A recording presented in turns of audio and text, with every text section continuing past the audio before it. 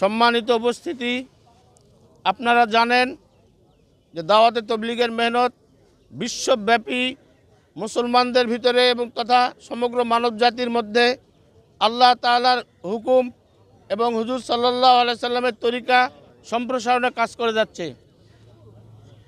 বিভিন্ন ইসলাম বিরোধী শক্তির প্ররোচনায় আমাদের গ্রুপের মধ্যে ভাঙ্গন সৃষ্টি হয়েছে এবং দিল্লিতে অবস্থানরত মৌলানা সাদকে তারা তাদের বিশ্বাসের দ্বারা কুক্ষিগত করতে সমর্থ হয়েছে এবং তবলিগ জামাতের মধ্যে ভাঙ্গন সৃষ্টির জন্য তাকে ব্যবহার করা হচ্ছে। তারই ফলশ্রুতিতে দাওয়াতে তবলিগে ওলামায়ে কেরাম এর নেতৃত্বে যে মূল ধারার কাজ চলছে সেখানে তারা অশান্তি সৃষ্টি এবং আক্রমণের পায়তারা করছে।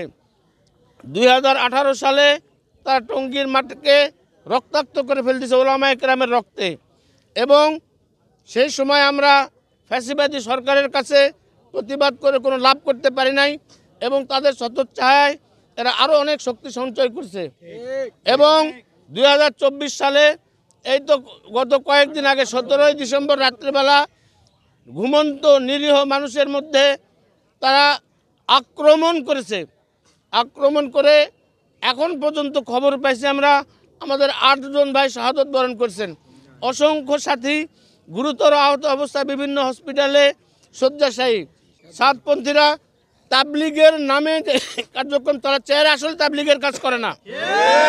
আলহামদুলিল্লাহ, আজকের যে সমাবেশ আমাদের শুধু আমাদের এই সন্ত্রাসী বাহিনী সাতপন্থী এদের লেবাসধারী, এরা ইহুদি নাসারা খ্রিস্টানদের দালাল এবং খ্রিস্টানদের এরা দালাল, এরা ভারতের চক্রান্তের এই কাজগুলো এরা করতেছে।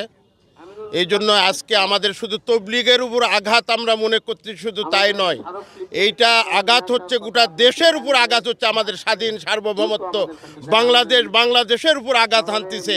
বাংলাদেশের মুসলমানরা যেন তাদের ইমানি শক্তি জানে এরা টিকে না থাকতে পারে, এর জন্য একটা আন্তর্জাতিক ষড়যন্ত্র চলতেছে। এই জন্যই আমাদের জয়পুরহাট জেলাতে আমরা প্রতিবাদ জানাচ্ছি। আল্লাহ যেন আমাদের এই প্রতিবাদকে শুধু বাংলাদেশ না কেন গোটা দুনিয়ার মধ্যে এই প্রতিবাদের আওয়াজ পৌঁছায় দেয়। হককে আল্লাহ পাক জিন্দা করে, বাতিলকে আল্লাহ পাক খতম করে দেয়।